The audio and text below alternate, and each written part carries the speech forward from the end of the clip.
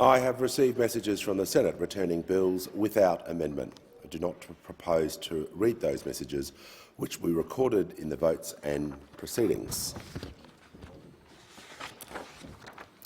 The following messages from the Senate have been received. The Senate returns to the House of Representatives a bill for an act to deal with consequential amendments and transitional matters arising from the enactment of the Financial Accountability Regime Act 2022 to establish the Financial Services Compensation Scheme of Last Resort, to amend the National Consumer Credit Protection Act 2009 and for related purposes, and informs the House that the Senate has agreed to the bill with the amendments in the annexed schedule. The Senate requests the concurrence of the House in the amendments. And I call the Assistant Treasurer. I move that the amendments be considered immediately. I'll put the question. All of those with opinion say aye. Against no. I think the ayes have it. I understand that it is the wish of the House to consider the amendments together, and I call the Assistant Treasurer. Thanks, Speaker. I move that the amendments be agreed to. Through this bill, we're building a robust regulatory framework around credit products and delivering on our commitments to protect consumers. We believe that strong, well-regulated credit products are a core element of a strong and inclusive economy, but we must balance access to credit with meaningful protections for consumers and remedies.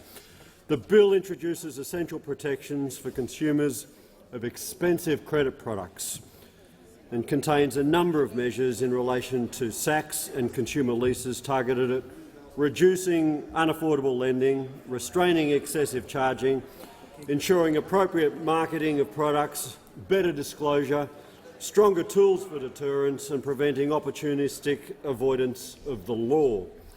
These are vital consumer protections.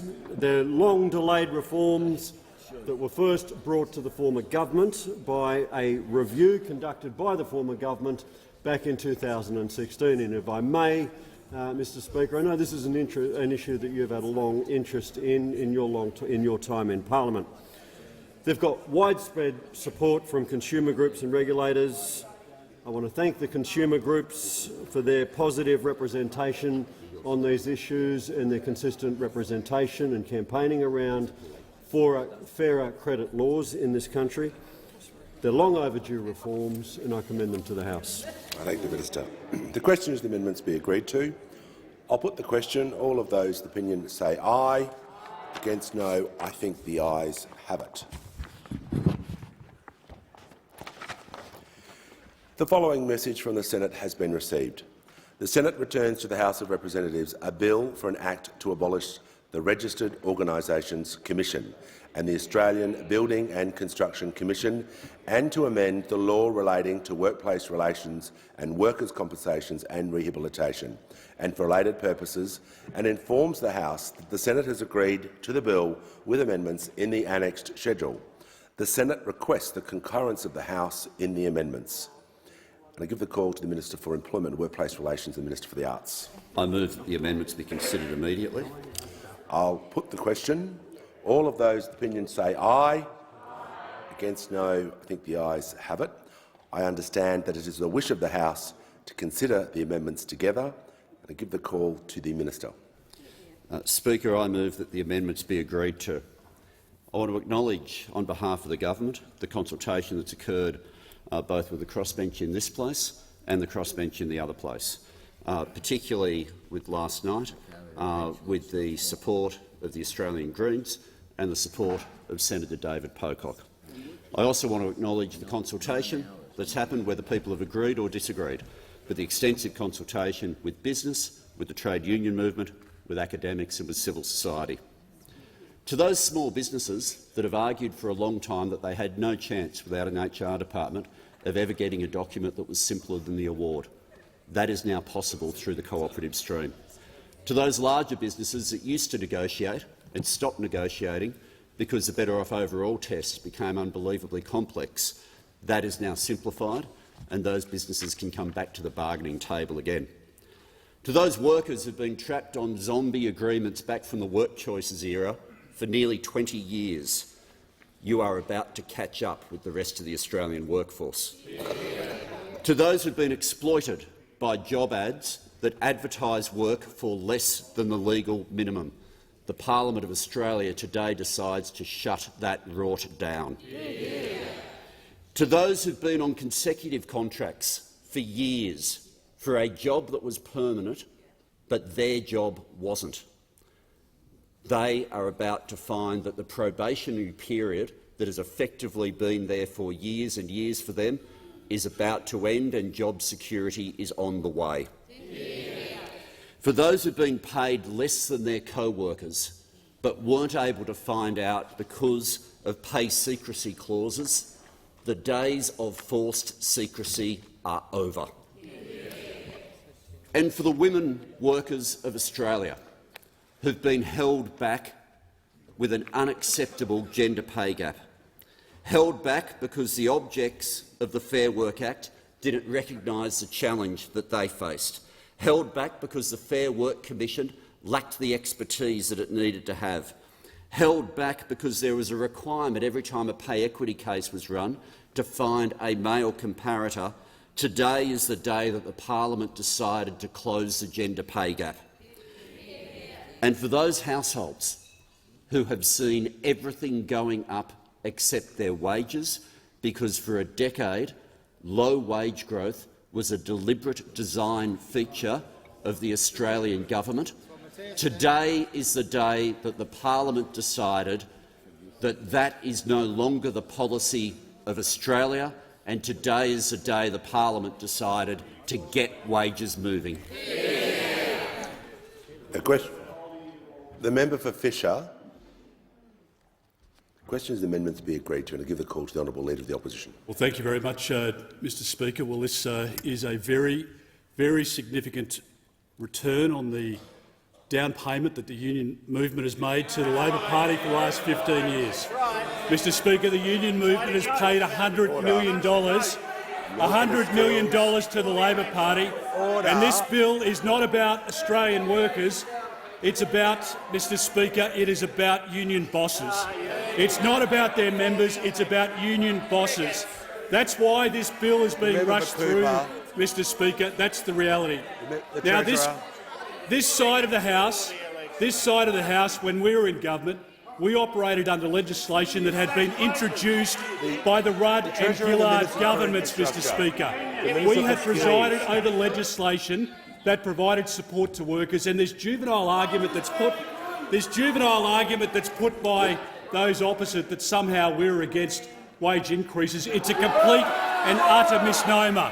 Mr Speaker, complete nonsense. Complete nonsense. We are in favour of Australian workers receiving more in their pay packets, but we are not in support of Australian small businesses going broke so that those Australian workers don't have a job, Mr Speaker. That's what we stand for, and that's why every business group in the country is opposed to this bill.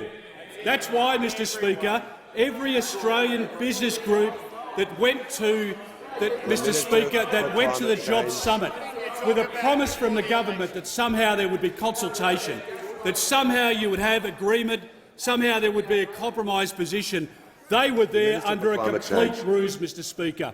They know that they have been completely and utterly sold out by this Prime Minister, and I'll tell you what, the Australian public now more than once has been sold out by this Prime Minister.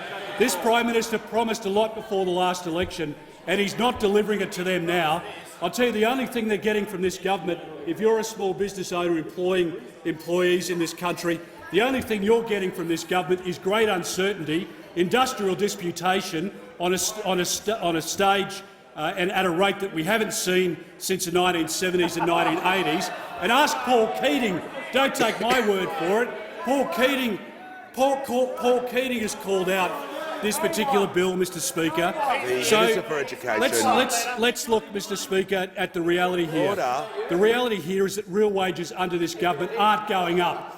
They are not going up because this government's presiding over policies that will see 8% inflation over the course of the next 12 months.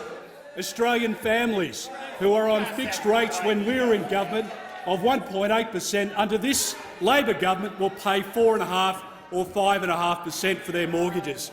They will pay 56% more for their electricity bills, and under Labor, as was wrung out through the course of the budget, which they don't like talking about, but gas goes up by 44% as well.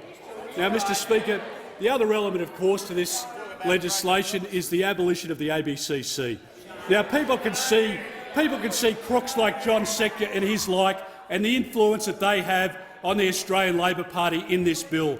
The abolition of the Australian Building Construction Commission is all about delivering power to the CFMEU, and what it will do is deliver higher building costs to the Australian consumers who will foot the bill for Labor's excesses here. So if anybody believed, Mr Speaker, that the modern Australian Labor Party had somehow cut their shackles with the Australian union movement, it is all put to rest, Mr Speaker. This government promised a lot when they went to the election. But I tell you what, at a time when inflation's going up, when interest rates are going up, when there is a cost of living crisis created by Labor, the imposition of an economy-wide multi-employer bargaining arrangement is going to hit Australian small businesses right between the eyes.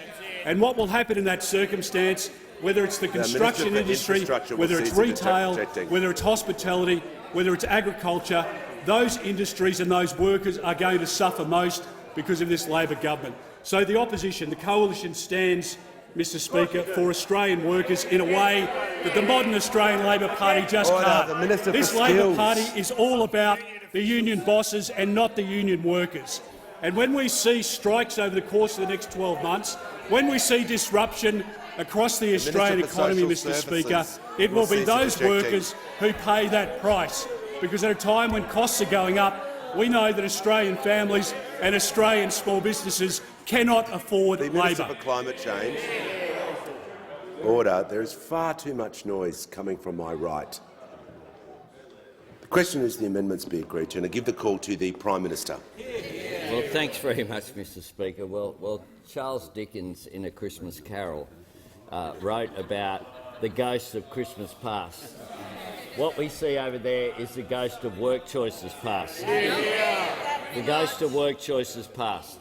Because what we just saw in that ideological rant from the Leader of the Opposition was a Liberal Party that does not believe in lifting wages, that does not believe in gender pay equity, that does not believe that trade unions have a right to exist, does not believe that workers have an opportunity to bargain together. Member for Fisher, bargain together. And we saw it with his references to business organisations. Now, there's a business organisation called COSBOA, and what this Liberal Party have done is call for the sacking of the CEO of COSBOA. The sacking of a worker. You want to look at bullying. You want to look at bullying. Look at the that. member for Hume will cease interjecting. The member for Fisher. Order. The Deputy Leader of the Opposition. And we know that they saw low wage growth as a key feature of their economic architecture. The Deputy Leader of the Opposition. They speak about industrial disputes but couldn't name one. Well, there's one industrial dispute that has occurred in New South Wales, which is in the rail industry. And this legislation would have fixed this. That's right. This legislation would have allowed for there to be arbitration, which is what the New South Wales government wanted earlier and what the unions wanted earlier. But it couldn't be done because there wasn't an appropriate bargaining framework. Well, this is a victory for the working people of Australia, but it's also a victory for the businesses of Australia, because we want to get productivity moving, but we also want to get wages moving. What this legislation will do is deliver pay transparency. It will deliver the respect at work protections. It will enshrine in the Fair Work Act gender pay equity as an objective. It will have a new focus on supporting the care and community sector. And, Mr Speaker, today is a win for the heroes of the pandemic. The cleaners, the disability workers, the aged care workers, the early childhood educators, heroes of the pandemic and heroes each and every day. They got our thanks, but they deserve more than that. They deserve better conditions and they deserve better pay. This legislation will get that moving again. Can I thank all those members and senators who participated constructively in this process and have delivered an improved bill. This is the parliament functioning as it should. Can I thank all those unions and business representatives that I met with about this legislation for their constructive input into this legislation. This is better legislation as a result. But the truth is that our first act as a government was to write to the Fair Work Commission saying that we wanted to ensure that those people on the minimum wage got a $1 at least increase in their pay. Absolutely. And remember what this election campaign was about. I remember day after day holding up that $1 coin, saying that this was something that we wanted to occur, that needed to occur, that people who were the heroes of the pandemic should not fall behind. And remember what those opposite did. Yep. They described that as reckless. They described that as payback for the unions, just like they have today. They described that as economy destroying. Businesses would go bankrupt. I'll wait and listen for the businesses that have gone bankrupt and the small businesses that have closed as a result of that 5.2% increase. Can you name one? One small business. One cafe that's closed. Can you name one? The Leader of the Opposition, a big egg. Hume. A big egg. The truth is that the Secure Jobs and Better Pay legislation will deliver that. Secure jobs and better pay. We stand for it, we're proud of it, and we're proud that this legislation will be carried today on the 2nd of December, the 50th anniversary of the election of the Whitlam government. Order. The question is the amendments be agreed to, and I give the call to the member for Melbourne. Thank you, Speaker. The Greens support these amendments and support this legislation. As the minister has noted, with the opposition fiercely opposed to anything that might protect workers or benefit workers, this legislation passed the Senate because of the Greens. The amendments that we're considering now include amendments that were secured by the Greens, and I just want to briefly draw attention to two of those. One is, as a result of the amendments secured by the Greens, and I thank the government and Senator Pocock for their support of this, people will now have an enforceable right to go and ask for more unpaid parental leave. Up till now, this was one of the few things that existed in industrial legislation as a right, but you couldn't enforce it.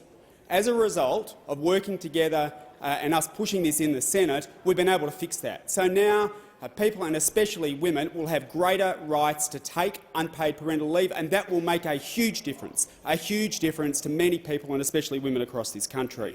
We were also able to secure changes that ensure the fundamental elements of the Better Off Overall test are preserved. We have seen, shamefully, over many years, over the last decade, workers getting paid less than the award, and they were usually workers in low-paid areas.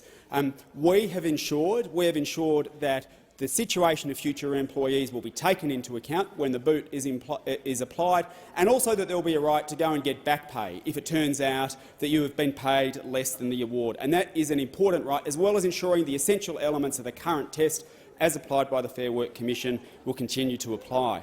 We have put on record those areas where we would like to see the legislation go further. We would like to see the right to strike fully restored in this country, the minimum wage lifted to 60% of the adult wage. We want to ensure the review looks at making sure that there are no ways that people can go backwards inadvertently under this legislation.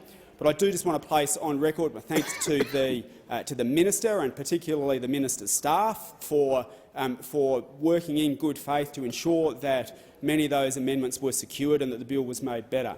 I do want to take issue with one matter raised by the opposition. It is unequivocally a good thing that the Australian Building Construction Commission is being abolished. For too long in this country, if you happen to work in one industry, the construction industry, you got less rights than someone working in another industry just because of where you happen to work. You could be called in and forced to be examined by the secret industrial police and forced to name names and have less rights than an accused criminal simply because of the industry in which you've worked. And so the test that we applied to this bill to ensure that it was passed is it going to work for women? Is it going to work for low-paid workers? And is it going to help restore the rule of law by making sure that everyone in this country, no matter what industry they work in, has the same basic rights, including things like the right to silence and the right to be free from being pulled into secret hearings where you ever get forced to name names McCarthyist style? It is unequivocally a good thing that that is part of this bill, and that is one of the reasons that the Greens supports it. Yeah. The questions are the amendments be agreed to, and I give the call to the gentleman from McKellar. For Warringah. Thank you, Mr Speaker. Same area. Similar but not the same. I thank the Minister for Industrial Relations for the process that has emerged in relation to this bill and the amendments in relation to what has been achieved in the other place.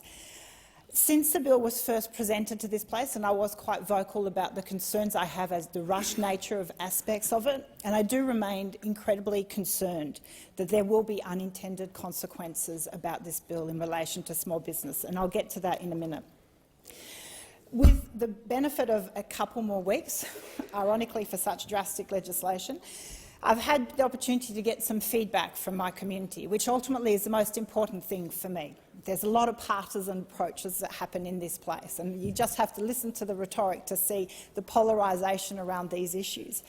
And if my feedback is anything to everyone here, is communities actually don't want the ideology. They want to actually cut through the spin, cut through the rhetoric of Labor versus coalition, and they actually want to know whether this is going to work. Is it sensible? Is it going to work for business as well as employees? So the feedback I've received has been pretty much evenly split in relation to those supporting the bill and the principles and the broad hope that it will increase wages. And then there is also a bit of respect, please. Then, on the other hand, I've had feedback from the community supporting amendments, supporting that it be improved, concerned about the unintended impact. So to that end, when I look at the amendments that have come back from the other place and how do they relate, and I think it's important for those in this place to actually appreciate the nature of all the amendments. So for me, it was about amending the definition of small business, and whilst it hasn't moved to where I think it should have in terms of 50, I do acknowledge that government has amended that small business is now to 20, excluding seasonal workers and irregular casuals. And that also there are additional provisions and safeguards for businesses that have fewer than 50 employees wanting to exit a multi-enterprise bargaining agreement. On balance, whilst I'm concerned that is still very small businesses, and I have got questions for the Minister and for the Minister for Small Business that I'll get to in a minute, I do appreciate that that is a shift and a small improvement. I also moved an amendment relating to 1-year grace period after the expiry of a single business EBA, and that has been agreed to amended to 9 months, so I appreciate that movement. The obligation to consider the relative size and scope of employers' enterprises and extent to which they operate collaboratively rather than competitively should be considered by the Commission, and there is an amendment that introduces a new reasonable comparability threshold into the common interest test, and I think that is a very important test and amendment that's been agreed to. I did advocate for updated awards to accelerate wage increase for lowest paid, because I do think a lot of claims have been made about the effect of this bill, and I'm concerned it won't directly deliver increased wages in the way that an awards can in a much faster way. And so I appreciate the commitment from the Minister for Employment and Workplace Relations to review the modern awards. I know my colleague, the member for Wentworth, moved for the review of after 12 months after the passage of the bill, and there's been an undertaking for that be no later than 2 years after passage of this bill. In relation to that, I would ask for the Minister of Small Business to regularly report back to this House what engagement she undertakes with small business in how the provisions of this bill are impacting small businesses. I remain incredibly concerned, in particular in relation to areas of childcare, which are generally small businesses. They are not operating with major profit margins. And whilst I absolutely support that sector see wage increase, I have concerns of who will ultimately pay for it, and if that ends up being families and parents, then we have not progressed the issue of affordable childcare. So I appreciate that in that sector it may well be that the government is at the table as a third party in those negotiations, and I would ask that there be a regular reporting that it is the government that is meeting those increased costs and not Australian families. So, in relation to, there was additional amendments moved by the member for McKellar that I very much supported as well, in relation in particular to there being a veto right to an agreement between unions and by allowing the Fair Work Commission to put to a vote of employees an agreement reached. And I appreciate that that has been changed as well. So on balance, I have grave concerns and I will continue to liaise with the government about them, but I will hear my community and support the bill. The questions are the amendments be agreed to, and I give the call to the honourable member for Wentworth. Thank you. I also want to acknowledge the Minister for Workplace Relations and the government in terms of the very constructive conversations we've had in relation to this bill. And I agree very much with the member for Warringah that my community doesn't want ideology either. My community wants to see bills that work for business and get wages moving, because there is actually united views on that. I think that I acknowledge some of the conversation of the member for Warringah and note that there have been a number of positive amendments to this bill in the other place, and particularly some of the amendments that I put forward, which have in a version been passed, including for flexible work using methods other than arbitration, so that we can actually move to sort of conciliation rather than putting workers and businesses in arbitration. I think, as ensuring that unions don't have vetoes over whether an agreement can be put to workers. I see that there is positive move in terms of the number of headcount included in small business. That is a positive piece, and I also support the work that is making these businesses reasonably comparable, because I think that is an important threshold. I also note that there is a review period now, which I think is really positive. However, I'm concerned that this review period is going to be after the next election, and I think that is a shame, because I think this would be the opportunity to improve this bill quickly. I would like to make a couple of remarks in relation to this. I'm not going to support this bill, but I think it is in a much better place than it was originally. And the reasons why I'm not going to do this is because I think that we could have achieved more had we made the multi-employer bargaining piece opt-in for businesses and then reviewed that in a year if it hadn't made the impact on wages that we had hoped. And I do seek improvement in wages, but I believe that is best achieved through enterprises and workers individually working together to come up with better arrangements rather than a multi-employer This is a different. We have different views on these things, and I hope, for the sake of the country, that this makes the difference that you want it to make in terms of wages, but also that it actually supports businesses. But I will be holding the government to account in terms of making sure that this actually works for businesses, because ultimately, if businesses are successful, then our country can be successful, but we need to get businesses and employees working together successfully. I also want to note that in relation to the Minister's commitment to review the awards, in the recent question time, I was concerned that the review of the awards is not very clear. I do believe that businesses across this country will thrive with simpler awards. I think it is a reasonable expectation that a 15-year-old starting out in the workplace can understand actually how much they should be paid without having to read 100 pages of the retail award. So I believe that should be a focus of the government, and certainly I would seek to engage on that constructively, because there are businesses in my electorate who say I will never have an enterprise bargain because I cannot guarantee. The complexity of the award makes it very, very complex to negotiate. And I have members in businesses in my constituency who have two auditors who review their wages just to make sure that they haven't done anything wrong by mistake. And those businesses are trying their best to do the right thing for their workers, but they are concerned that inadvertently they could have made a mistake because of the award complexity. I would also argue that the government could seek to make changes to feminise workplaces such as childcare by making an award doing what you have done, what has been done in aged care workers, and seeking to substantially re-evaluate the childcare workers' wages. A 15% increase in the wages is something that I think many on the community, and certainly in my community, would support. So I'll conclude by saying thank you for the government for your engagement on the bill. I wish we'd had longer. I'm sorry that I won't be voting on it, but what I will be doing is holding you to account to make sure that it makes a difference, that it's intended to wages and to businesses. The question and the amendments be agreed to, and I give the call to the honourable member for Fowler. Thank you, Mr. Speaker. I also stand to say, just want to thank the Minister and his office for having that conversation with our office in Fowler. And I also agree with the member for Warringah and member for Wentworth in terms of that we need to take the politics out of this House and actually look at how it impacts the lives of people in our community. And my community of Fowler, I also consulted with my community. The majority of them are, English is a second language, and many small businesses that I've consulted with wasn't even aware of that this bill was happening. But however, and I thank you to the Minister and also the senators to actually redefine the definition of small business up to 20, which will benefit a lot of my small business in my community. And of course, I'm hoping that this legislation would actually see the increase in wages for our low-income earners in our community. And I hope that I will still make sure that I will keep the government accountable and that it will have no ramifications and unintended consequences, as the member for Warringah said.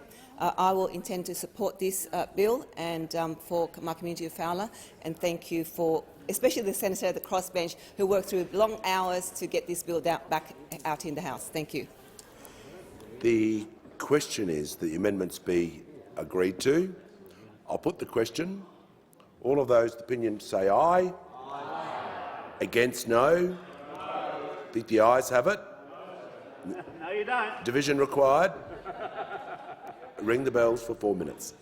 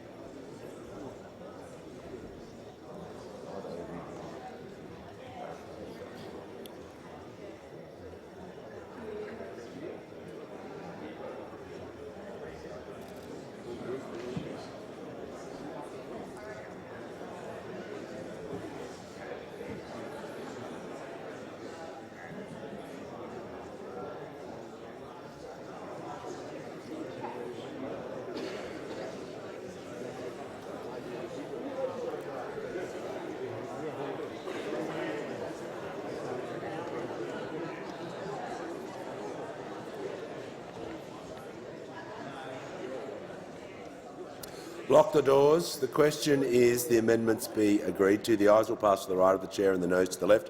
Appoint the honourable members for Werriwa and Bean as tellers for the ayes and the honourable members for Nichols and Dawson as tellers for the noes.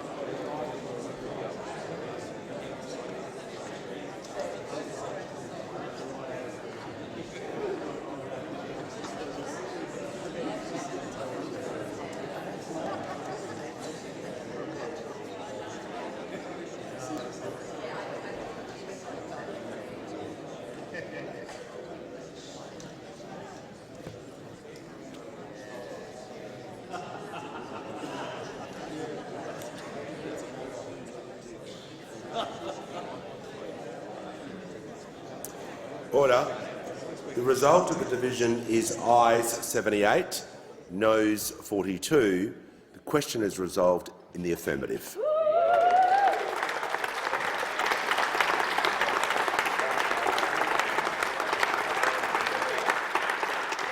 And I call the Leader of the House. Speaker, I'll move that the House do now adjourn.